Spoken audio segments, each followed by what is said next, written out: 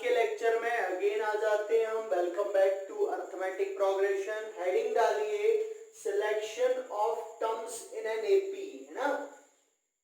हिंदी में इसको बोलेंगे हम समांतर श्रेणी में पदों का चयन। क्लियर। तो हिंदी भी बोलते चलेंगे साथ साथ में, कुछ स्टूडेंट्स हिंदी के भी होंगे।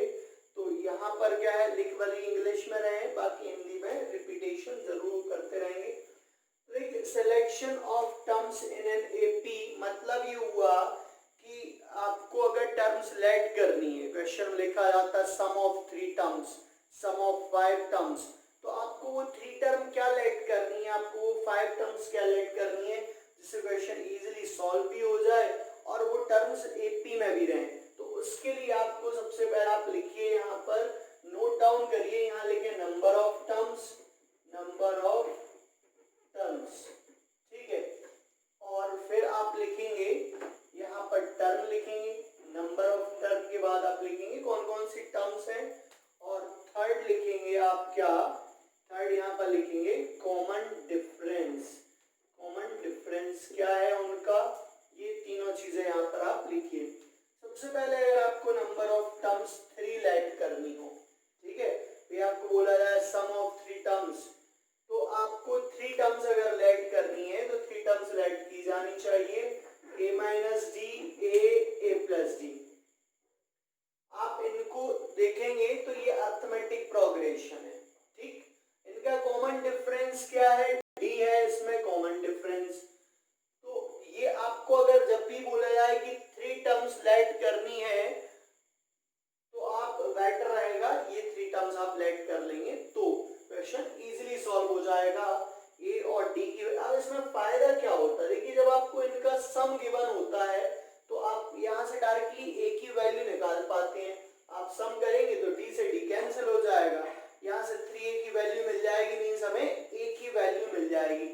तो बेटर रहेगा कि आप जब भी 3 टर्म्स बोला जाए तो ये टर्म्स मानेंगे।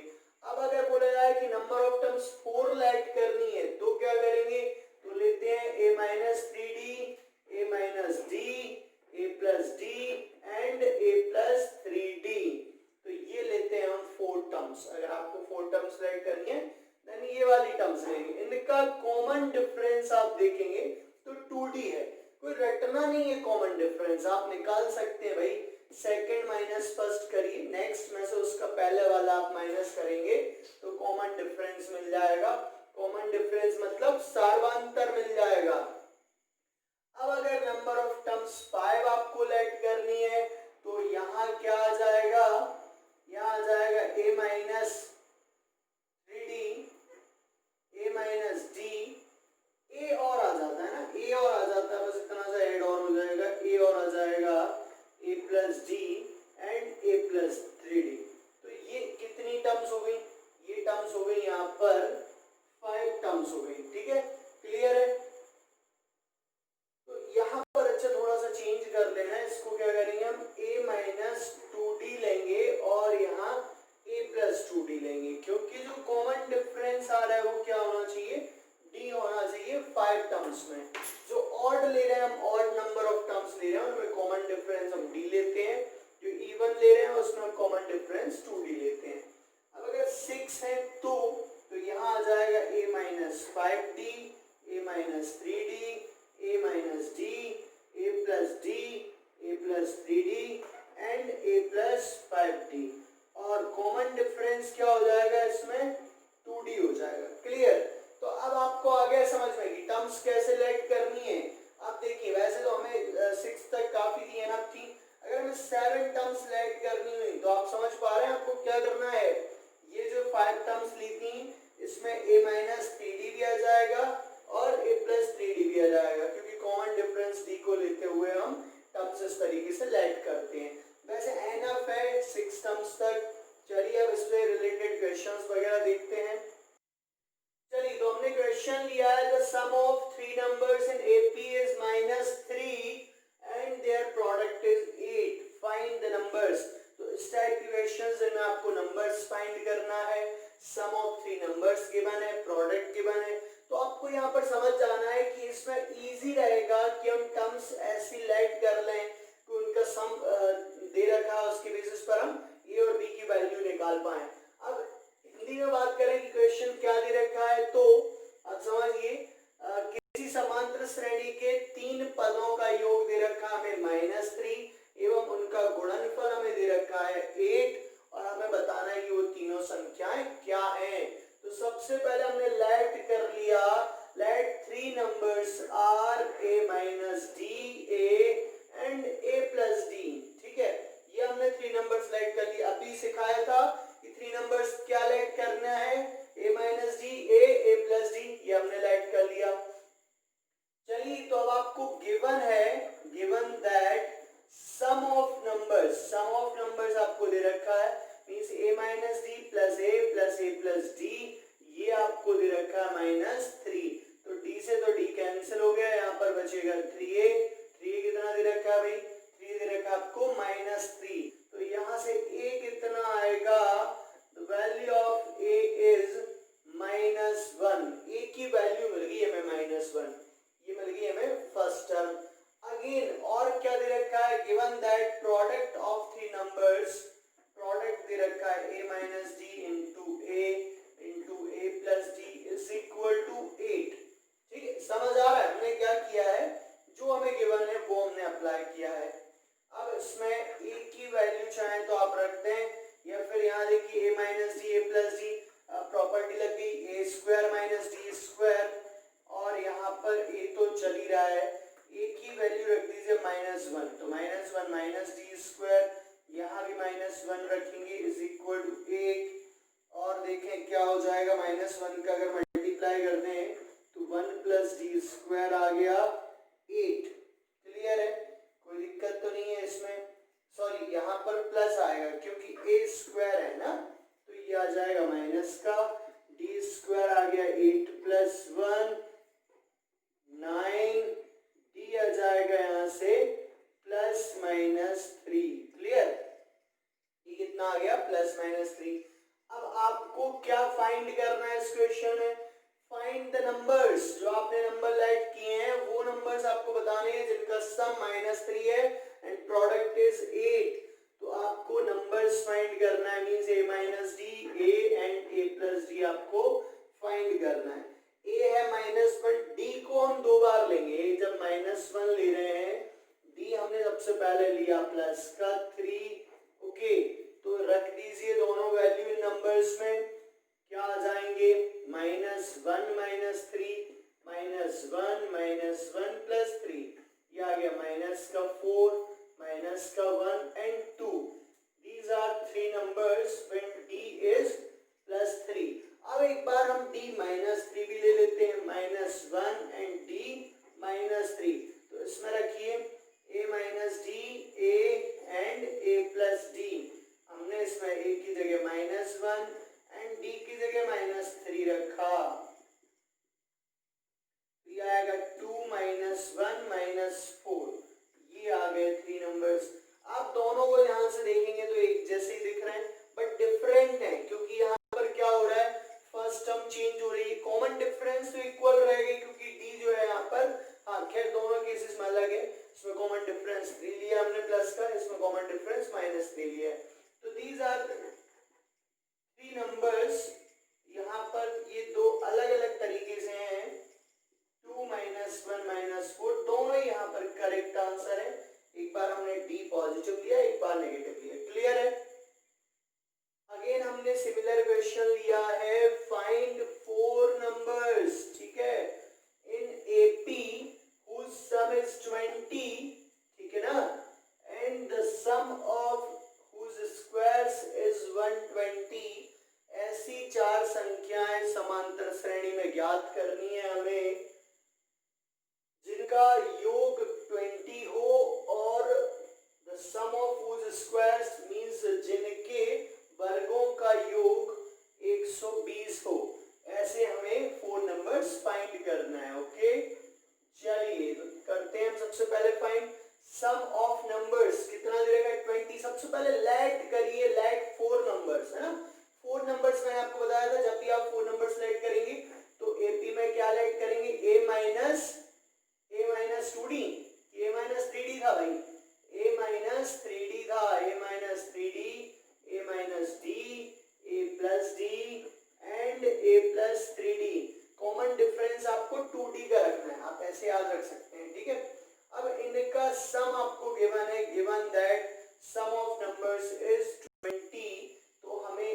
सम कर लेना है a minus 3d, a minus d, a plus d and a plus 3d। ये आपको दे रखा है, इनका सम दे रखा है कितना 20। ठीक, अब यहाँ देखेंगे माइनस 3d से plus 3d cancel, plus d से माइनस d कैंसिल, ओवरऑल आएगा यहाँ से 4a इज इक्वल टू 20 और यहाँ से a की वैल्यू क्या आ गई 20/4, 4 5 is 20। What is the value of a? a मिल गया हमें 5। क्लियर? तो यहाँ तक हमने कर लिया है भाई, a की वैल्यू फाइंड कर ली है। अब d और मिल जाए तो हम नंबर्स फाइंड कर सकते हैं। d के लिए कुछ और कंडीशन हमें यहाँ पर गिवन होनी चाहिए। The sum of whose squares is 120। तो सम ऑफ whose squares मतलब जो नंबर्स हैं उनके स्क्वायर का सम 120 है। a प्लस डी का whole square, a plus 3d का whole square is equal to 120। Clear? तो ये ले लिया हमने। अब इसमें आपको क्या करना है, इसको सॉल्व करना है, देन a की वैल्यू 5 रखनी है, तो हम यहाँ से d फाइंड कर पाएंगे। होल स्क्वायर ओपन कर दीजिए, क्या हो जाएगा a square plus 9d square minus 2ab करेंगे तो 6ad हो जाएगा। यहाँ स्क्वायर ओपन करिए, a square d square minus 2ad, यहाँ पर भी करेंगे a square d square plus 2ad and a square plus 9d square plus 6ad is equal to 120। Minus का 6ad प्लस का 6ad, 2ad कैंसिल। क्लियर? तो यहाँ देखिए a square a square a square a square and total कितना हो जाएगा 4a square हो जाएगा। 9 and 1 10 एंड 9 and 1 10, तो ये हो गया 20d square is equal to 120। Clear? अब क्या किया जाए, इसमें a की वैल्यू रख दो। a कितना है अपने पास, a है 5, तो 5 का स्क्वायर हम यहाँ रख रहे हैं प्लस 20d स्क्वायर को ऐसा ही रखिए, इक्वल में है 120। यहाँ देखिए 5 का स्क्वायर कितना हो जाएगा 25, 25 इंटू 4 करेंगे तो कितना आएगा 100 आ जाएगा, plus 20d square is equal to 120। हमें यहाँ से वैल्यू फाइंड करनी है d की, तो हम यहाँ से बाकी टर्म्स को इस साइड लेके आए, तो d स्क्वायर मिलेगा हमें 20/20, d स्क्वायर आ गया 1, तो यहाँ से d कितना आ गया प्लस माइनस 1। यहाँ से ध्यान रहे d की वैल्यू प्लस माइनस 1 जरूर लिखनी है, कई बार मिस्टेक हो जाती है और प्लस 1 ही लिख लेते हैं स्टूडेंट्स, तो गलत हो जाएगा, एक ही आंसर मिल पाएगा, दूसरा आंसर नहीं मिल पाएगा ऐसे में। चलिए, तो हम अब d की जो वैल्यू आई है और a की जो वैल्यू आई है, a आया है 5 and d is plus minus 1, दोनों वैल्यू रखेंगे जिससे हम नंबर्स फाइंड कर पाए। क्वेश्चन में फाइंड क्या करना था, नंबर्स फाइंड करने थे, नंबर्स। तो यहाँ पर वैल्यू रख दीजिए, a आया है 5 एंड d प्लस 1 रख रहे हैं ना, d प्लस 1, तो देखिए कितना हो जाएगा, ये आ गया 5 minus 3, 5 minus 1, 5 plus 1 and 5 plus 3, ये कितना हो जाएगा 2, 4, 6 एंड 8, ये आ गए नंबर्स। ठीक, अब जब आप a रखेंगे 5 एंड d रखेंगे माइनस का 1, देखिए d में प्लस माइनस का वेरिएशन है तो जस्ट नंबर्स पलट जाते हैं। अब वैल्यू रख के भी देखिए तो पलट जाएंगे, क्या हो जाएगा 8 हो जाएगा, 6 आ जाएगा, 4 आ जाएगा एंड 2 आ जाएगा, तो ये नंबर्स मिल गए 2, 4, 6, 8 एंड 8, 6, 4, 2। जब d की वैल्यू प्लस माइनस में आएगी तो नंबर्स में बस इतना सा चेंज आएगा। ठीक है, क्लियर है, आ गया समझ में? तो ऐसे करना है इस टाइप के क्वेश्चंस को। नेक्स्ट क्वेश्चन हमने लिया है the angles of a quadrilateral are an AP. Quadrilateral समझते हैं भाई, ट्राइंगल, क्वाड्रिलेटरल, क्वाड्रिलेटरल मतलब ये हो गया कि 4 साइड्स हैं ना, 4 एंगल्स हैं, 4 साइड्स हैं। Are an AP whose common difference is 10 degree, common difference तो दे ही दिया उन्होंने 10 डिग्री। ठीक है, कॉमन डिफरेंस कितना है 10 डिग्री है। और आगे बढ़ते हैं, आगे क्या है यहाँ पर find the angles, angles find करना है अपन को, ठीक। कॉमन डिफरेंस यहाँ पर कितना दे रखा है अपन को, 10 डिग्री दे रखा है। तो कॉमन डिफरेंस d दे रखा है कि 2d दे रखा है, ये जरूरी है ना। 2d दे रखा है, 2d क्यों दे रखा है, क्योंकि क्वाड्रिलेटरल है, क्वाड्रिलेटरल है तो 4 नंबर्स हो गए, 4 एंगल्स हो गए। 4 एंगल्स हम क्या क्या मानेंगे, a minus 3d, a minus d, a plus d and a plus 3d। These are 4 numbers। इनका कॉमन डिफरेंस आपको बताया था क्या होता है, कॉमन डिफरेंस होता है 2d, है ना। जब 4 नंबर्स लेंगे, 6 नंबर्स लेंगे, 8 नंबर्स लेंगे तो कॉमन डिफरेंस हम लेंगे 2d। तो कॉमन डिफरेंस ही तो दे रखा है आपको, कितना दे रखा है, 10 डिग्री। अब आपके पास जो नंबर्स हैं उनका कॉमन डिफरेंस d आ रहा है, 2d आ रहा है, वो आपको वैल्यू दे रखी है 10 डिग्री। मींस यहां से d निकल के कितना आएगा, d निकल के आएगा 5 डिग्री, है ना। अगर आप d निकालेंगे तो आएगा 5 डिग्री।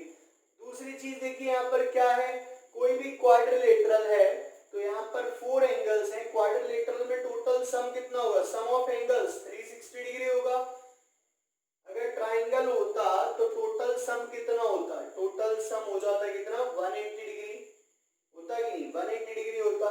तो जब क्वाड्रिलेटरल है तो टोटल सम कितना होगा, 360 डिग्री। तो हम यहाँ पर क्या करेंगे, since we know that करके लिख देंगे, since we know that the sum of 4 angles in any quadrilateral is 360 degree। Clear भाई, ट्राइंगल होता तो सम ऑफ ऑल एंगल्स कितना होता, 180 डिग्री। अब इसमें देखिए ये कैंसिल हो गए, d कैंसिल हो गया, 4a मिला हमें यहाँ से 360, तो a कितना आ जाएगा, 90 डिग्री। a आ गया यहाँ से 90 डिग्री। अब आप रख दीजिए इसमें वैल्यू, आपको एंगल्स ही तो फाइंड करना है, फाइंड द एंगल्स। हमने a की जगह वैल्यू रख दी और d की जगह वैल्यू रख दी।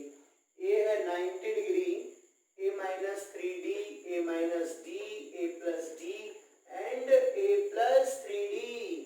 तो हमने a की जगह रखा 90 डिग्री माइनस 3d है, तो 3d कितना हो जाएगा भाई, ये हो जाएगा 5 into 3 15 डिग्री हो जाएगा। क्लियर। अब क्या आएगा, a minus d मतलब 19 minus 5 आने वाला है, और क्या आएगा यहाँ पर a plus d कितना आएगा, 90 plus 5 आ जाएगा, एंड a plus 3d कितना आएगा, 90 plus 15 आ जाएगा। ठीक, टोटल कर लीजिए, 90 minus 15 कितना बचेगा, 75 डिग्री बचेगा। क्लियर है ना, 75 डिग्री आ गया ये, और ये कितना आएगा, 85 आ जाएगा। Next one 95, next one 105। आप इनमें देखेंगे तो कॉमन डिफरेंस 10 का आ रहा है ना। तो these are 4 angles of quadrilateral, ये आ गए यहाँ पर 4 एंगल्स, ये आंसर आ गया है। चलिए कुछ क्वेश्चंस देख लेते हैं अब, जो कि डिफरेंट है। अभी तक हमने जो टॉपिक पूरा पढ़ा है उसी से रिलेटेड ले रहे हैं। Which term of the sequence is purely real and purely imaginary? Purely real मतलब समझते हैं पूर्णतः वास्तविक, है ना, और purely imaginary मतलब पूर्णतः काल्पनिक। Purely real मतलब यह है कि उसमें I नहीं आना चाहिए, purely imaginary मतलब है कि उसमें रियल नंबर नहीं आना चाहिए, आई वाला ही पार्ट बचना चाहिए। तो ये यहाँ पर कॉन्सेप्ट है। 12 plus 8i, 11 plus 6i, 10 plus 4i, और ये पूरा का पूरा सीरीज है। अब हम एक काम कर लेते हैं, रियल को और इमेजिनरी को, है ना, दोनों को अलग अलग यहाँ से बना लेते हैं, दो सीरीज बना लेते हैं, 12, 11, 10 सो ऑन। ये रियल वाला पार्ट है, इसमें 8, 6, 4i, ये यहाँ पर पार्ट है इमेजिनरी वाला। अब अगर हमको प्योरली रियल चाहिए, प्योरली रियल मतलब क्या हो जाएगा, इमेजिनरी पार्ट बिकम 0। अगर इमेजिनरी पार्ट 0 हो जाएगा तो भाई ये प्लस में प्लस करने पर रियल पार्ट ही बचे। तो बात कर रहे थे हम यहाँ पर दो केसेस के लिए। पहला क्या है, purely real and purely imaginary. तो देखिए यहाँ पर 12 है, फिर 11 है, फिर 10 है, फिर 9 है, फिर 8 है।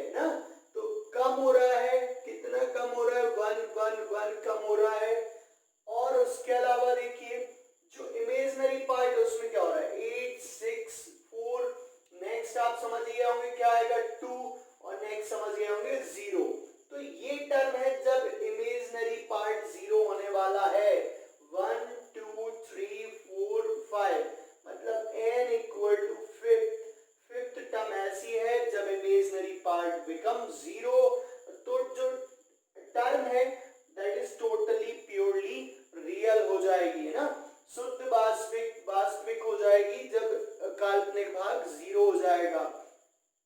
सेकंड प्योरली इमेजिनरी कब होगा, जब रियल भाग जो है वो 0 हो जाए, रियल पार्ट 0 हो जाए तब प्योरली इमेजिनरी होगा।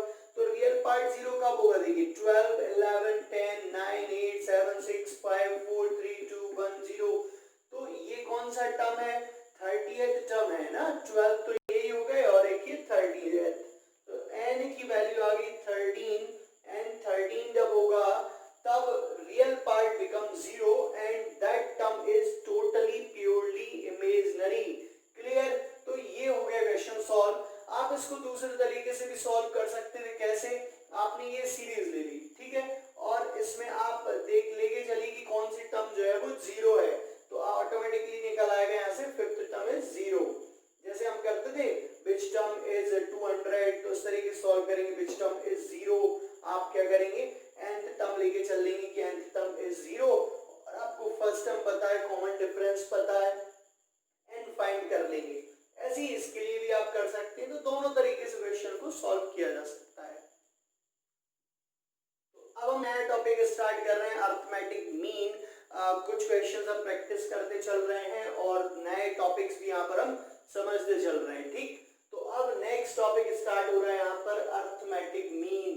हिंदी में इसको बोलेंगे हम समांतर माध्य। क्या होता है कि क्वेश्चन में ऐसा आ जाता है कि आपको इंसर्ट करने हैं अरिथमेटिक मीन।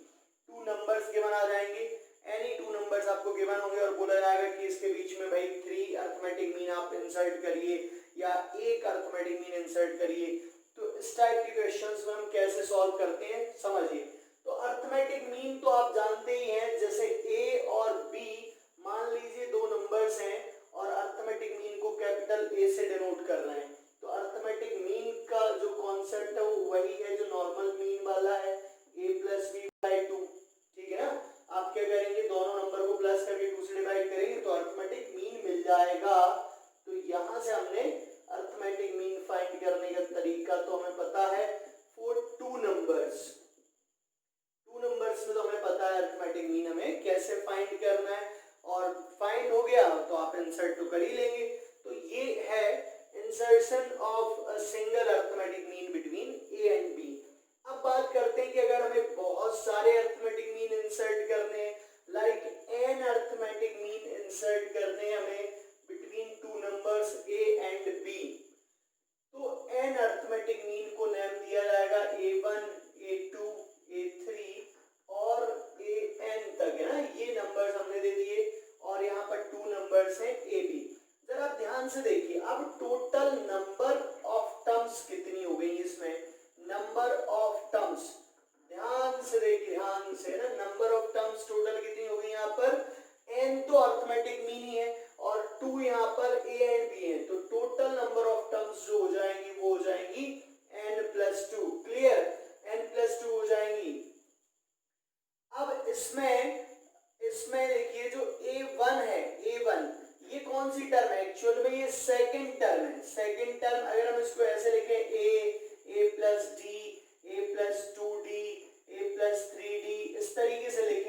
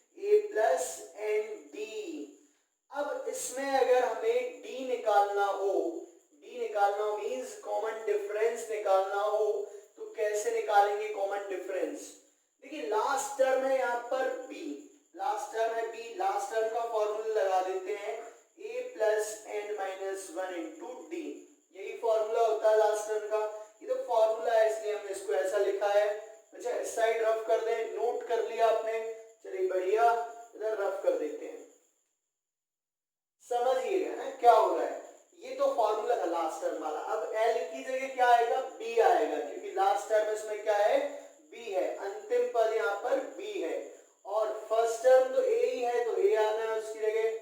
एन, एन की जगह क्या आएगा, एन है नंबर ऑफ टर्म्स, और नंबर ऑफ टर्म्स इसमें कितनी है अपने पास, n+2 है, माइनस का 1 इंटू डी, डी हमें यहाँ से फाइंड करना है, तो ये आएगा n+1 इंटू डी, तो b minus A upon n+1 is equal to D. ये डी के लिए नया फॉर्मूला आप बोल सकते हैं, जब अर्थमेटिक मीन वाला क्वेश्चन हो तो आप इसको फॉर्मूले को यूज कर सकते हैं, या फिर ये मेथड से आप सॉल्व करके निकालेंगे तो भी डी आ जाएगा। तो ये तरीका है अर्थमेटिक मीन को इंसर्ट करने का, और ये फॉर्मूले बन गए अर्थमेटिक मीन निकालने के लिए। 2 नंबर्स आपको गिवन होंगे इसमें, क्लियर है। देखिए इसी पे बेस्ड हमने क्वेश्चन लिया है, अर्थमेटिक मीन पे बेस्ड ये क्वेश्चन है। इसमें क्या बोला गया, insert 3 arithmetic mean between 3 and 19। हमने जो नंबर्स लिए थे ए एंड बी, उसकी जगह उन्होंने नंबर क्या दिया है, 3 एंड 19, मतलब ए हो गया है 3 और बी यहाँ पर नंबर हो गया है 19। हमें 3 अर्थमेटिक मीन यहाँ पर इंसर्ट करना है, हमने लेट कर लिए 3 arithmetic mean are A1, A2 and A3। आपको बताया अभी अभी कि अर्थमेटिक मीन निकालने का फॉर्मूला बताया, A1 अगर आपको निकालना है देन क्या होगा, A+D, A2 निकालना है A+2D एंड A3 निकालना है तो A+3D। अब A हमारे पास तो है ही, D और पता चल जाए तो D का फॉर्मूला अभी बताया था, D का फॉर्मूला हमने क्या बनाया था, B minus A upon n+1। ये फॉर्मूला आप याद रखिए अर्थमेटिक मीन में, जब आपको D निकालना है तो ये फॉर्मूला रहेगा। चलिए यहाँ से D फाइंड करते हैं, B है 19, A है 3 अपॉन n+1। n क्या यहाँ पर है ना, ध्यान रहे यहाँ पर n नंबर ऑफ टर्म्स नहीं है, n यहाँ पर क्या है, नंबर ऑफ अर्थमेटिक मीन है ना, क्लियर रहना चाहिए आपको, इसमें n जरूर नोट कर लेना, नंबर ऑफ अर्थमेटिक मीन है ना, समांतर माध्यों की संख्या, तो 3 है तो 3+1 हो जाएगा। d कितना हो गया भाई, 19 माइनस 3 करेंगे कितना बचेगा, 16 अपॉन 4, 4 4 से 16, d आ गया यहाँ से 4, d की वैल्यू आ गई 4, क्लियर। अब हमें a1 निकालना है, तो a1 में रख दीजिए a की वैल्यू एंड d की वैल्यू, a की वैल्यू और यहाँ d रखेंगे, a की वैल्यू एंड d, तो ये कितना आ गया 7, ये कितना आएगा 3+8, ये कितना आएगा 3+12, तो ये कितना हो गया 11, ये कितना हो गया 15। तो these are 3 arithmetic mean 7, 11 and 15। अब इनको इंसर्ट करना है तो ये हो जाएगा 3, 7, 11, 15 and 19। तो ये आंसर हो गया, अगर अर्थमेटिक मीन पूछा है तो ये आंसर हो गया 7, 11 and 15। चलिए हमने 2 क्वेश्चन और लिए हैं, फाइंड द अर्थमेटिक मीन, इसमें अर्थमेटिक मीन पूछा गया है 7 and 13 के बीच में, and insert 4 arithmetic mean between 4 and 19। Okay चलिए तो सबसे पहले फर्स्ट क्वेश्चन की बात करते हैं, 7 और 13 के बीच में हमें एक ही अर्थमेटिक मीन फाइंड करना, भाई नंबर्स की बात ही नहीं है ना, तो एक ही फाइंड करना है हमें। इसमें अर्थमेटिक मीन अभी अभी बताया था मैंने आपको, ए और बी, ए और बी के बीच में अगर हमें अर्थमेटिक मीन फाइंड करना है तो what is the formula of capital A plus B by 2। अगर आप ये पूछ रहे हैं कि ये फॉर्मूला आया कहाँ से है, तो ये भी समझ सकते हैं आप, लेकिन डी अगर जो है, अगर ये 3 नंबर्स आर इन एपी है, अगर ये नंबर्स एपी में है तो एपी का कॉन्सेप्ट क्या है, कॉमन डिफरेंस इज इक्वल, है ना, चाहे आप कॉमन डिफरेंस कहीं से भी निकालिए, चाहे आप सेकंड माइनस फर्स्ट करिए, चाहे थर्ड माइनस सेकंड करिए, common difference is always equal if terms are in AP. तो ये आगे a minus a, b minus a को उधर लेके जाएंगे, क्या हो जाएगा a प्लस ए, और स्मॉल ए को उधर लेके जाएंगे a प्लस बी, तो ये आएगा 2a is equal to a plus B. Then what is the value of a, capital A plus B by 2। तो यहाँ से हमें फॉर्मूला मिला है अरिथमेटिक मीन का, sum of two numbers divided by half. तो इस क्वेश्चन में अब आप समझ ही गए होंगे कि अगर हमें अरिथमेटिक मीन की वैल्यू निकालना है बिटवीन 7 एंड 13 तो क्या करेंगे, दोनों नंबर्स को प्लस करके 2 से डिवाइड कर देंगे। Arithmetic mean denoted by capital A, क्या हो जाएगा ये 20/2, what is the value of a 10। तो ये आ गया है अरिथमेटिक मीन बिटवीन 7 एंड 13। अब नेक्स्ट क्वेश्चन की बात कर लेते हैं। नेक्स्ट क्वेश्चन में हमें 4 अरिथमेटिक मीन इंसर्ट करना है। 4 अरिथमेटिक मीन हमें यहाँ पर इंसर्ट करना है बिटवीन 4 एंड 19। ठीक है, तो आप क्या करेंगे, यहाँ पर A1 लिखेंगे, A2 लिखेंगे, A3 लिखेंगे एंड A4 लिखेंगे। These are 4 arithmetic mean. Clear, हमें 4 समांतर माध्यों को 4 और 19 के बीच में इंसर्ट करना है ना। इंसर्ट करना मतलब समझ रहे हैं ना, रखना है, जमा करना है।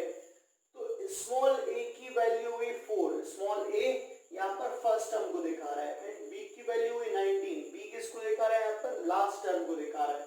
आपको बताया था जब अरिथमेटिक मीन आपको इंसर्ट करना हो तो फॉर्मूला चेंज हो जाता है। यहाँ से a1 के लिए a प्लस डी हो जाएगा, a2 के लिए a प्लस 2d, a3 के लिए a प्लस 3d, a4 के लिए a प्लस 4d। और सेकेंड थिंग इज कि यहाँ पर जो n है, n क्या होता है, number of arithmetic mean, n belongs to number of arithmetic mean.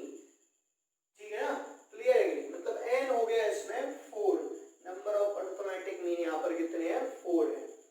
अब हमें d और निकालना होता है, बाकी तो हो ही जाता है पूरे क्वेश्चन सॉल्व अगर d आ जाए तो d का फॉर्मूला क्या बताया, b माइनस ए upon n plus 1, 19 minus 4 upon n plus 1, तो ये कितना हो जाएगा 15 अपॉन 5 और d आ गया 5 3 15। क्लियर है कि नहीं, चलिए बढ़िया। अब हमें a1 a2 a3 and a4 find करना है।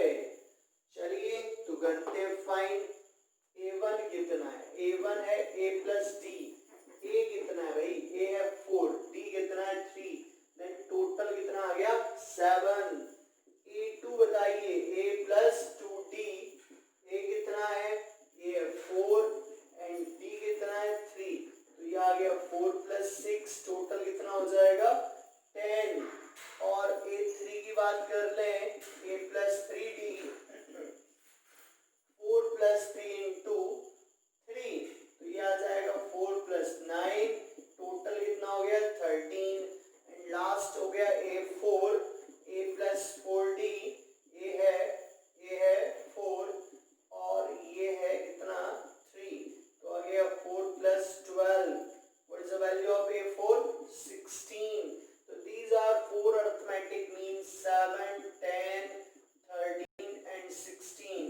ठीक, तो ये आंसर हो गया। इन 4 अरिथमेटिक मीन को हम यहाँ पर इंसर्ट करेंगे। पूरा कॉन्सेप्ट रिवाइज करते चलिए और जो भी प्रैक्टिस शीट बुक्स आपके पास है उनके क्वेश्चंस ट्राई करिए। चलिए तो in the last of today's class आपको 2 क्वेश्चन होमवर्क मिल रहे हैं। फर्स्ट क्वेश्चन है insert 6 arithmetic mean between 15 and -13, है ना। तो ये होमवर्क है, आप लोगों को सॉल्व करना है। हिंदी मीडियम वाले स्टूडेंट समझ गए क्या होगा इसका मतलब, आपको 15 और -13 के बीच में 6 समांतर माध्य आपको इंसर्ट करने हैं। ठीक है, 6 समांतर माध्य आपको ज्ञात करना है जो 15 और -13 के बीच में। तो सभी लोग क्वेश्चन सॉल्व करेंगे और जो सॉल्यूशन आ रहा है वो जरूर सेंड करेंगे। ठीक है, नेक्स्ट क्वेश्चन देख लीजिए सेकंड। इसमें क्या है, the sum of 3 numbers are in AP. ठीक है, तो 3 नंबर्स आपको बताया गया था, क्या लेट करना है, हिंट दे देते हैं आपको, इसमें हिंट दे देते हैं। अगेन हमने आज के लेक्चर में देखा था ये वाला type, sum of 3 numbers are in AP. तो आपको 3 नंबर्स लेट करना है, तो क्या 3 नंबर्स लेट करेंगे, ये 3 नंबर्स लेट करेंगे। इनका सम कितना दे रखा है 12, और sum of their cubes is 288, find the numbers. तो ये दोनों क्वेश्चन आप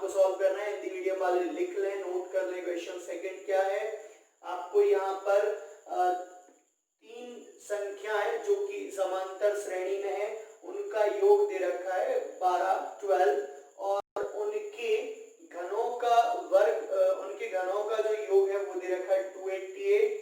टोटल आपको यहाँ पर नंबर्स फाइंड करना है। व्हाट आर दीज नंबर्स, ये